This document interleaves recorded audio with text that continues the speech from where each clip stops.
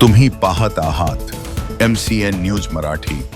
जिगावमध्ये पण आम्ही मागणी करतोय, निश्चितपणे माझा आग्रहच राहणार की जिगाव प्रकल्पाला लवकरात लवकर आपल्याला पुन्हा 2 वर्षात पहिल्या टप्प्याचं पाणी अडवण्याचं आहे। 1 लाख हेक्टरला आमच्या भागामध्ये पाणी मिळणार आहे, त्याचे टेंडर सुद्धा आहे, पण पैसा लवकरात लवकर मिळावा त्यासाठी आमचा आग्रह राहणार।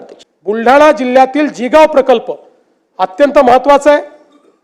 1.52 लाख हेक्टर सिंचन क्षमता आमचे संजय कुटेजी आणि संचेतीजी याचा सारखा त्या ठिकाणी पाठपुरावा करत असतात आणि म्हणून मला सांगताना आनंद वाटतो की आमच्या टप्प्यात हा प्रकल्प आलाय असं लक्षात आलं। केंद्र सरकारने पैसे दिले, आपण लगेच वर्षभरात तो कंप्लीट करू शकतो आणि म्हणून आपण या वर्षी त्याला 2399 कोटी रुपये दिले एका प्रकल्पाला।